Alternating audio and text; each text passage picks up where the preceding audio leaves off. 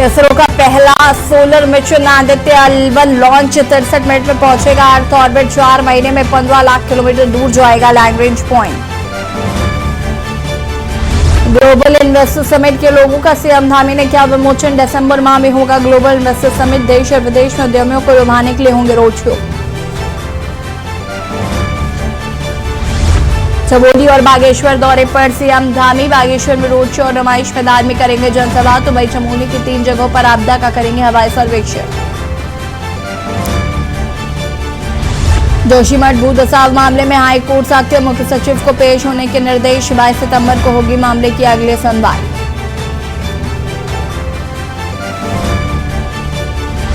बाईस वर्षों बाद पूरा होगा राज्य आंदोलनकारियों के आरक्षण का सपना। राज्य आंदोलनकारियों को सरकारी नौकरी में मिलेगा 10% आरक्षण। सीएम धामी ने लगाई मुहर। एशिया कप में आज भारत और पाकिस्तान की जोन। दोपहर 3 बजे कैंडी मैदान में होगा मैच। हाई वोल्टेज मुकाबले पर क्रिकेट प्रेमियों की नजर। आप देख रहे हैं के न्यूज, खबरों का सारथी। नमस्कार, खबर उत्तराखंड में आप सभी का स्वागत है। मैं हूं आपके साथ ऋषि शुक्ला। मुख्यमंत्री पुष्कर सिंह धामी ने ग्लोबल इन्वेस्टर समिट से पहले आज राजपुर रोड स्थित होटल में समिट से जुड़ी वेबसाइट और लोगों को लॉन्च किया है। कार्यक्रम में मुख्य सचिव एस संधू और मुख्य सचिव राधा रतूड़ी, सचिव उद्योग विनय शंकर पांडे, डीजी सूचना बंसीधर तिवारी समेत एमडी सिडकुल रोहित मीणा मौजूद रहे। मन से बोलते हुए मुख्य सचिव से संधू ने कहा कि उत्तराखंड में क्षेत्र में बहुत संभावनाएं और रोजगार के सृजन करने के लिए मौजूद है। इसमें पर्यटन के साथ साथ कृषि को और आगे लेकर जाना होगा। उत्तराखंड से दिल्ली 4 घंटे की दूरी पर है। पॉली हाउस के माध्यम से एक बड़ी आर्थिक और रोजगार का सृजन किया जा सकता है। ऐसे संधू ने अपील किया कि आयोजन सरकार का नहीं, उत्तराखंड के हर व्यक्ति का, हर नागरिकता है और इसे बढ़ चढ़ कर सफल बनाना है।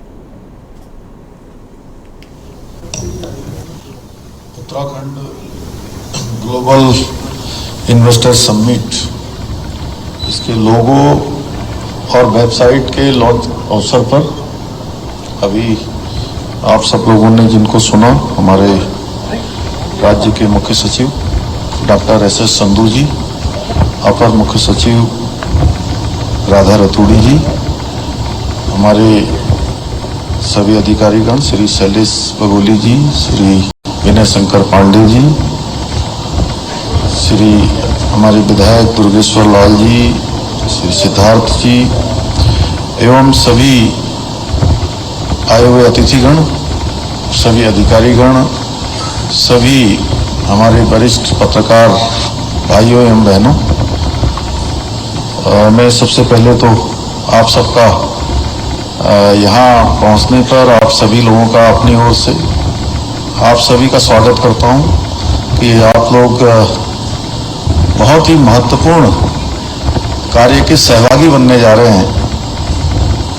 और जैसा पहले राधा रतूड़ी जी ने और फिर डॉक्टर संधू साहब ने बहुत विस्तार से बताया कि इन्वेस्टर समिट ये हो रही है। और पहले तक तो हम अभी तक तो ये सोच रहे थे, कई बार लोगों को लग रहा होगा कि इन्वेस्टर समिट हो रही है तो ये केवल एक डिपार्टमेंट की, इंडस्ट्री डिपार्टमेंट की समिट तो नहीं हो रही।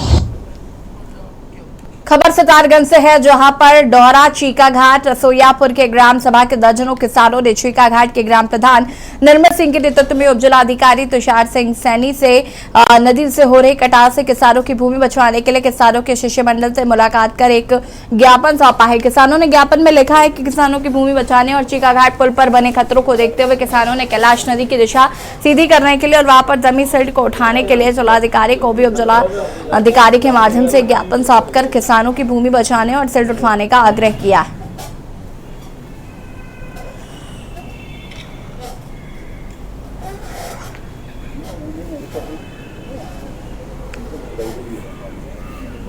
रसोईयापुर और चीका घाट क्षेत्र के किसान बंधु जो हैं वो मिले हैं और मामला यही है कि जो नदी है वो जो कृषक भूमि है उस पर काफ़ी पास आ गई है और लगातार कटान कर रही है। तो लोग चाहते हैं कि वहाँ पर जो है वो तटबंध बनाया जाए या फिर सिल्ट का उठान किया जाए। हम उच्चाधिकारियों को अवगत कराएंगे, जैसे भी दिशा निर्देश मिलेंगे उसके अकॉर्डिंग आगे काम किया जाएगा। किया गया था ना, और किसानों की नदियों को, अपने किसानों की खेती को, किसी का सोयाबीन खत्म हो गई है, डोरा के लोगों की जमीनें खत्म हो गई है, 3, 4, 5 एकड़, काफ़ी लोगों का नुकसान हो रहा है। रसोईयापुर में 100 मीटर दूरी रहेगी रतौली, जिससे बहुत नुकसान हो रहा। हमने पहले दूसरा आग्रह किया, आज आग्रह किया है। देहरादून में कांग्रेस से एक बार फिर बागेश्वर उपचुनाव को लेकर वहां के जिला प्रशासन की भूमिका पर सवाल उठाए हैं। कांग्रेस से कहा है कि जिला प्रशासन भेदभाव तरीके से भाजपा का पक्ष ले रहा है, जबकि कांग्रेस कार्यकर्ताओं को प्रचार से रोका जा रहा है। वही कांग्रेस के प्रदेश उपाध्यक्ष मथुरा जोशी और मुख्य प्रवक्ता गरिमा मेहरा सोनी के नेतृत्व में कानपुर में षणमुगम को ज्ञापन सौंपा है। कांग्रेस नेताओं ने कहा कि बागेश्वर उपचुनाव में सत्ताधारी दल द्वारा खुलेआम प्रशासनिक और सरकारी मशीनरी का दुरुपयोग किया जा रहा है। पंचायत प्रतिनिधियों पर दबाव डालकर भाजपा के पक्ष में प्रचार किया जा रहा है। धनराशि को रोककर उन्हें परेशान किया जा रहा है, यानी उन्हें झूठे मुकदमे में फंसाने की धमकी दी जा रही है। शासित प्रशासन मूर्खदर्शन बना हुआ है, प्रशासन को निर्देश जारी किए जाएं।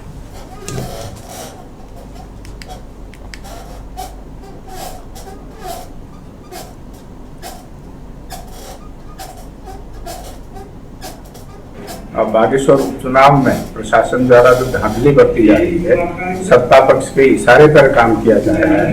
कांग्रेस पार्टी के पोस्टर बैनर फाड़ दिए जा रहे हैं और जो पंचायत के प्रतिनिधि हैं उन पर दबाव बनाया जा रहा है चुनाव में और भाजपा के पक्ष में काम करने के लिए। और जिस तरीके से पत्रकार बंधुओं को रोका जा रहा है, इन 3-4 बिंदुओं लेकर हमारा प्रतिनिधिमंडल मुख्य निर्वाचन अधिकारी षणमुगम साहब से मिला। हमने इन बिंदु पर उनसे चर्चा की और ये मांग की है कि तत्काल जिला प्रशासन बागेश्वर को निर्देशित किया जाए कोई वो इस तरह की हरकत न करें और चुनाव निष्पक्ष हो। और लोकतंत्र में है, चुनाव को निष्पक्ष कराना चुनाव आयोग की जिम्मेदारी रहती है। इसलिए हमने ज्ञापन दिया है और हम उम्मीद करते हैं कि निश्चित रूप से निर्वाचन आयोग हमारी बातों को गंभीरता से लेगा और सत्ता पक्ष को जो वहां पर फायदा पहुंचाया जा रहा है उसमें रोक लेगा। पिछले 8 महीने से संविदा पर तैनात हल्द्वानी वन प्रभाग के 5 रेंजों में तैनात वनकर्मी मानदेय की बात जो रहे हैं, लेकिन अभी और उन्हें कितना इंतजार करना पड़ेगा इस बात का भी ना तो उन्हें पता है, ना किसी सक्षम अधिकारी के ही पास इस सवाल का कोई जवाब है। वन कर्मियों का अब सब्र टूटता जा रहा है। वन कर्मियों ने विभाग के कार्यालय के बाहर धरना प्रदर्शन किया और जल्द से जल्द मानदेय दिए जाने की बात कही है। उन्होंने कहा है कि पहले ही वो वेतन विसंगति का दंश झेल रहे हैं, ऊपर से अब मानदेय भी रोक दिया गया है। ऐसे में परिवार का भरण पोषण सहित दुख, बीमारी और बच्चों की स्कूल की फीस आदि की दिक्कतों से जूझना पड़ रहा है। वहीं अधिकारी शासन स्तर का मामला होना कहकर पल्ला झाड़ लेते हैं, जबकि सरकार से कई बार पत्राचार के बाद भी समस्या का कोई उपाय नहीं निकाला गया।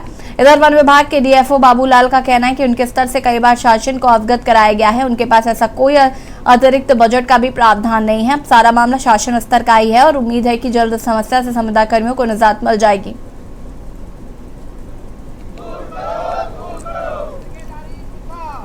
क्या करें सर, मजबूरी के कारण बैठे। ये लोग बताते कि वेतन विसंगति के कारण शायद हम लोगों का वेतन रुका हुआ है, जैसे हमारे साहब लोग बताते हैं। लेकिन वो क्यों आई है ये सर साहब लोग जाने या शासन प्रशासन जाने। हम लोग अपने स्तर से हर जगह जा चुके हैं, सभी जगह जा चुके हैं, लेकिन कहीं कोई सुनवाई हमारी नहीं है। हमारी मांग यही है सर कि हमारी वेतन विसंगति सबसे पहले ये दूर की जाए। एक बात और है सर, एक आउटसोर्स उपनल के माध्यम से भी लोग काम करते हैं, उन्हें अच्छा खासा वेतन दिया जाता है हमारे मुकाबले। ये मामला जो है वेतन पे संबंधित मामला है और हमारे सारे आउटसोर्स कर्मचारी भाई लोग जितने भी हैं, माताएं हमारी जितने भी हैं, ये लोग 8 माह से इनको वेतन नहीं दिया गया है। 8 माह कम नहीं होता है, जिससे अपने घर की परिस्थितियाँ, बच्चों के लिए राशन, स्कूल की फीस, खाना पानी ये देना इनको बहुत मुश्किल हो गया है। हमारे सारे अधिकारी जो भी हैं कोई सुनने को तैयार नहीं है। कोई ज्ञापन कितनी बार दे दिया, सीएफ साहब को दे दिया, ऑफ साहब को दे दिया, देहरादून तक का दे दिया, लेकिन तब भी कोई हमें आश्वासन नहीं मिल रहा। बोला जा रहा है कि शासन का मामला है। ये हमको यहाँ बैठे हुए मामला यही है कि सर हमको तनख्वाह नहीं मिली है 8 महीने से और हम अपने बच्चों को छोड़ छाड़ के आए हैं। कहाँ हमारे बच्चे हैं, कहाँ हम हैं। और हमने त्यौहार भी नहीं बनाया, बिगड़ त्यौहार बनाए इधर को आगे, क्योंकि हमारे पास पैसा नहीं था, तनख्वाह नहीं मिली है, कैसे बनाएंगे त्यौहार जब पैसा नहीं है तो क्या है। इसीलिए हम परेशान होकर यहाँ आए हैं। अब सब लोगों से कह रहे, सब लोग कह रहे हैं कि ये यहाँ से नहीं है, वहाँ से है। अब किसके पास जाए, हम यहाँ नहीं आए तो। देहरादून में शहरी विकास एवं आवास मंत्री प्रेमचंद अग्रवाल ने इंदिरा मार्केट पुनर्विकास परियोजना का औचक निरीक्षण किया। उन्होंने निर्माण की धीमी रफ्तार पर कड़ी नाराजगी जताई है। एमडीडीए को इस प्रोजेक्ट में तेजी लाने को कहा गया है। आपको बता दें कि मंत्री प्रेमचंद अग्रवाल इंदिरा मार्केट पुनर्विकास परियोजना की प्रगति जानने पहुंचे। पता चला कि पहले चरण में बेसमेंट के लिए डीवॉल का काम पूरा करते हुए बेसमेंट की खुदाई गतिमान है। मंत्री ने 9 महीने में सिर्फ 15% काम होने पर नाराजगी जताई है। उन्होंने कहा कि इंदिरा मार्केट और टैक्सी स्टैंड की नजूल भूमि पर अव्यवस्थित रूप से विकसित बाजार है, जो शहर के मुख्य बाजारों में से एक है। इसे सुनियोजित रूप से विकसित करने का काम किया जा रहा है। इस परियोजना से 400 से अधिक दुकानदार लाभान्वित होंगे। यहाँ दुकानों के अलावा लिफ्ट, शौचालय, पार्किंग, ग्रीन एरिया का भी विकास होना है। इस पूरी योजना पर 242.32 करोड़ रुपए खर्च होने हैं और 1050 वाहनों की पार्किंग भी बनाई जानी है।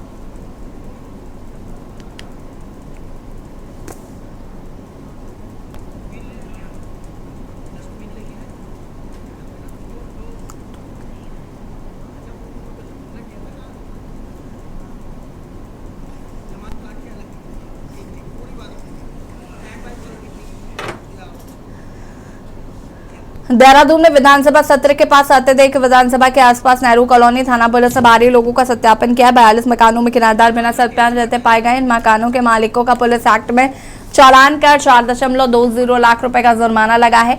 ऐसे लोकेंद्र बागुड़ा ने बताया कि चकशाह नगर रसपरा नदी के किनारे अभियान चला। एसएसआई योगेश दत्त, एसआई बलवीर डोभाल, सतवीर भंडारी, विकसित परिवार के नेतृत्व में टीमें यहाँ करीब 270 मकानों में पहुंची। इस दौरान 42 मकानों में किराएदार बिना सत्यापन रहते पाए गए। इन मकानों के मालिकों का पुलिस एक्ट में चालान कर 8,20,000 रुपए का जुर्माना वसूल किया गया।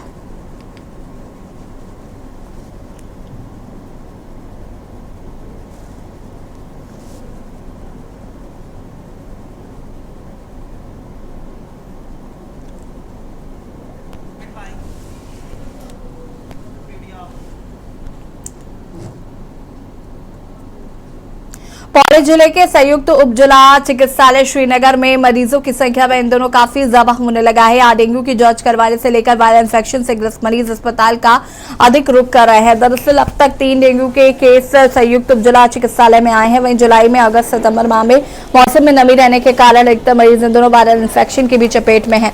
वहीं डेंगू से ग्रस्त मरीज को बेहतर उपचार देने के लिए अस्पताल प्रशासन अपनी पूरी तैयारियों से लगा हुआ है। अब डेंगू से ग्रस्त कोई भी गंभीर मरीज अस्पताल में नहीं पहुंचा। हालांकि जो 3 मरीज डेंगू से ग्रस्त हैं उन पर हल्का प्रभाव है डेंगू का। तो फिलहाल डेंगू की स्थिति काबू में है और प्रभावित मरीजों के डॉक्टर प्लेटलेट जांच करवाकर उनकी स्थिति में सुधार लाने का प्रयास कर रहे हैं।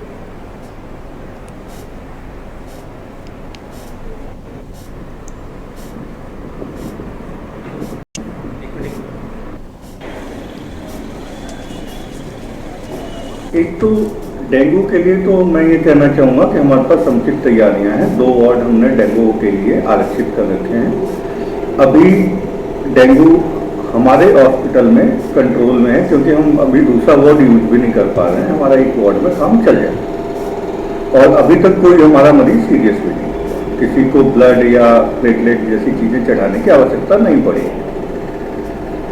इसके अतिरिक्त मरीज का थोड़ा सा नंबर ज़्यादा होने का कारण ये है कि जो ये जुलाई, अगस्त, सितंबर का महीना होता है, इस टाइम वातावरण में नमी ज़्यादा होती है। इसकी वजह से वायरल बीमारियों की संभावना थोड़ी ज़्यादा रहती है और इस वजह से ओपीडी भीड़ हमारे यहाँ ज़्यादा है।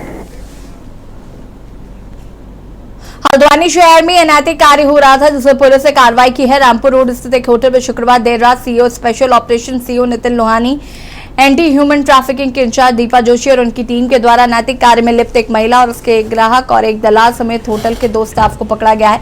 वहीं इस बीच होटल का मालिक मौके से फरार हो गया है, जिसकी धरपकड़ की जा रही है। इस संबंध में एंटी ह्यूमन ट्रैफिकिंग सेल द्वारा थाना हल्द्वानी पर FIR की गई है।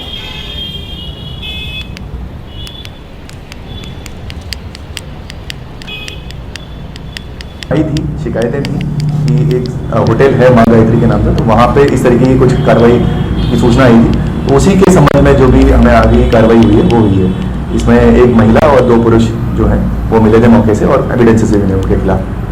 किस तरह का कार्य चल रहा था? जो भी अनैतिक देह व्यापार का कार्य है वो सारा चल रहा है, तो संबंधित धाराएं लगाई गई हैं इसमें। देखिए, इसमें उस जो कमरा है उसे फिलहाल सीज किया गया है और एक शो कॉज नोटिस भेजा जाएगा मजिस्ट्रेट के माध्यम से, जिसमें उस होटल के मालिक को प्रूव करना होगा कि हाँ इस तरीके की कोई कार्यवाही चल रही, वहाँ पे कोई गतिविधि चल रही थी या नहीं चल रही थी। इसके अलावा इसमें दो जो व्यक्ति जो अक्यूज्ड हैं उनकी गिरफ्तारी हुई है, महिला की गिरफ्तारी हुई है, और जो होटल था जिसने वो डाटा मेंटेन नहीं किया था, 2 लोग होटल से हैं, उनको भी हमने कस्टडी में रखा है। और यहाँ रुकिंग, छोटे से ब्रेक के लिए जल्द हाजिर होता है। आप देख रहे हैं के न्यूज, खबरों का ब्रेक के बाद एक बार फिर से आप सभी का स्वागत है। थाना भगवानपुर क्षेत्र की चौकी मंडावर पर चौली शहाबुद्दीनपुर में एक पूर्व प्रधान माजद द्वारा सूचना दी गई कि चौली शहाबुद्दीनपुर में बस अड्डे के पास एक मकान का एक व्यक्ति ने पंखे से लटक कर आत्महत्या कर ली, जिस पर चौकी प्रभारी पुलिसकर्मियों के साथ मौके पर पहुंचे तो जानकारी मिली कि सरफराज के मकान में एक युवक ने फांसी लगाकर आत्महत्या कर ली। मौके पर परिजनों से पूछताछ की गई तो उनके द्वारा बताया गया कि युवक ने फांसी लगाकर आत्महत्या कर ली है। उन्होंने आत्महत्या क्यों की इसके बारे में किसी को कोई जानकारी नहीं। वहीं पुलिस के द्वारा शव को कब्जे में लेकर पोस्टमार्टम के लिए भेज दिया गया है।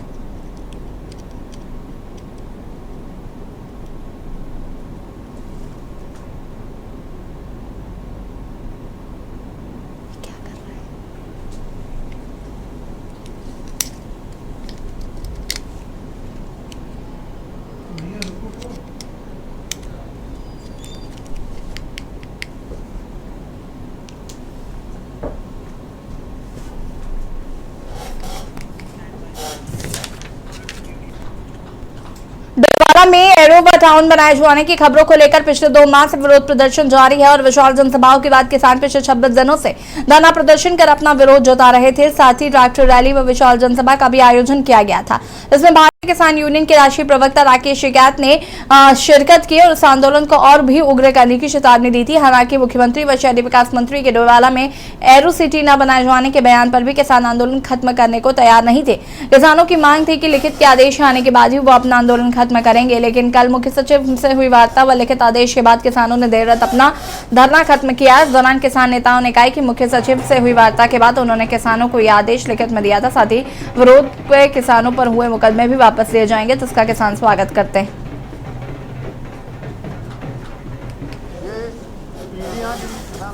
जिनके बुजुर्गों ने खेत बनाए थे उनके अंदर जो दर्द था उसे हर व्यक्ति महसूस कर रहा था कि आज ये जगह रहने लायक हुई है, तो आज हमें उजाड़ने का जो काम सरकार कर रही थी एक प्रॉपर्टी डीलर के रूप में, उसमें पूरा इलाका इकट्ठा रहा। मैं पहले तो इलाके को बधाई देना चाहूँगा कि आप लोग सब इकट्ठे रहे और आपने इकट्ठे होकर जो लड़ाई लड़ी उसका नतीजा है कि आज सरकार बैक फुट पर आकर के आज इस निर्णय को उन्होंने वापस लिया। और इसमें एक अहम रोल हमारे बड़े भाई नरेंद्र सिंह बिंद्रा जी का है, जिन्होंने एक सेतु का काम करा किसानों और सरकार के बीच में। देखिए, पिछले काफी समय से जो इंटीग्रेटेड सिटी की बात चल रही थी उसके करके किसान धरने पे बैठे हुए थे और बहुत चिंतित थे कि उनकी जो पुश्तैनी जमीन है उसका क्या होगा। खबर सितारगंज से है, जहां पर नगर पालिका अध्यक्ष हरीश दुबे को माननीय उच्च न्यायालय ने SC/ST मुकदमे में बड़ी राहत दी है। पालिका अध्यक्ष हरीश दुबे की सूचना जैसे उनके निवास स्थान पहुंचने की लगी तो उनके समर्थकों ने सैकड़ों की संख्या में उनके निवास स्थान पर पहुंचकर हमारा नेता कैसा हो, हरीश दुबे जैसा हो के नारों के साथ फूल मालाओं से उनका स्वागत कर मिष्ठान वितरण कर खुशी का इजहार किया। हरीश दुबे ने सभी समर्थकों का आभार व्यक्त करते हुए कहा कि सत्य और कानून की जीत हुई है। उन्होंने कहा कि लगातार जनता के हो रहे उत्पीड़न और जनता पर लग रहे झूठे मुकदमों के खिलाफ लड़ाई जारी रहेगी। उन्होंने अधिवक्ता मित्रों का भी आभार व्यक्त किया।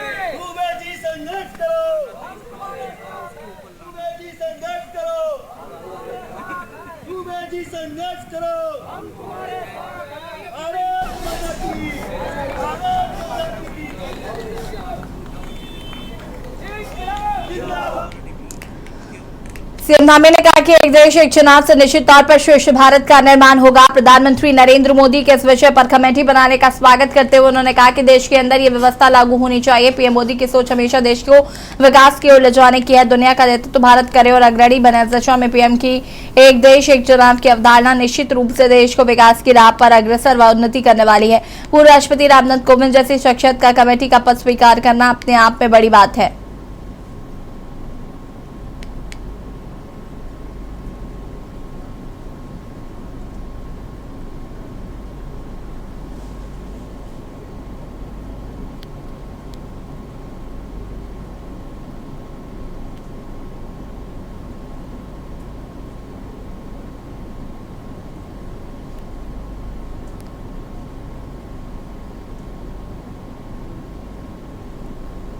प्रधानमंत्री नरेंद्र मोदी जी की हमेशा देश को विकास की ओर ले जाने की सोच है। एक भारत श्रेष्ठ भारत की सोच है। दुनिया का नेतृत्व भारत करे, दुनिया का अग्रणी देश भारत बने, उस दिशा में उन्होंने जो वन नेशन वन इलेक्शन जो अवधारणा है, निश्चित रूप से ये देश को अग्रसर करने वाली है, उन्नति की ओर ले जाने वाली है। और श्री रामनाथ कोविंद जी जैसे व्यक्ति जिनका इतना लंबा अनुभव रहा है, देश के राष्ट्रपति रहे हैं, तो निश्चित रूप से बहुत ही उनका इस पद को स्वीकार करना, इस दायित्व को लेना, ये अपने आप में बहुत बड़ी बात है। और हम इसका स्वागत करते हैं कि इस प्रकार की व्यवस्था देश के अंदर लागू होनी चाहिए।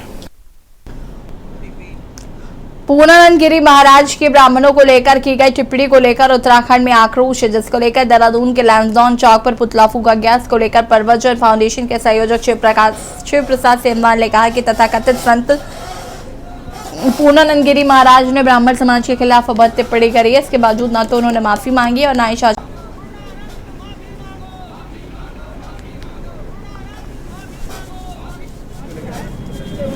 ये आज जो पुतला फूका गया है, पुण्यानंद गिरी जो महाराज कथित संत हैं, इन्होंने ब्राह्मण समाज के बारे में अभद्र टिप्पणियां की हैं। लेकिन इसके बावजूद, इतने दिन होने के बावजूद, ना तो उन्होंने माफ़ी मांगी है, ना शासन प्रशासन ने उनके खिलाफ कोई कार्रवाई की है। आज ये शब्दा जो किया गया है पुण्यानंद महाराज का, वो इसीलिए किया गया है कि वो तत्काल या तो माफ़ी मांगे या फिर पुलिस प्रशासन उनके खिलाफ तत्काल सामाजिक सौहार्द बिगाड़ने का मुकदमा दर्ज करे। क्योंकि आए दिन अब चलन हो गया है कि कोई भी व्यक्ति जो है किसी भी समाज के बारे में इस तरीके की अभद्र टिप्पणियां कर रहा है, जिससे सामाजिक सौहार्द बिगड़ रहा है। पहले ही सामाजिक ताना बाना बहुत बिखरा हुआ है, बहुत ख़राब हो चुका है, और उसको इस तरीके के लोग जो हैं अगर आग में घी डालने का काम करेंगे तो इससे सामाजिक ताना बाना और बिखरेगा। इसी की मांग को लेकर, इसीलिए हमारी ये मांग है कि तत्काल इनके खिलाफ मुकदमा दर्ज किया जाए। खबर उत्तराखंड में फिलहाल इतना ही। देखते रहिए के न्यूज़ इंडिया। नमस्कार।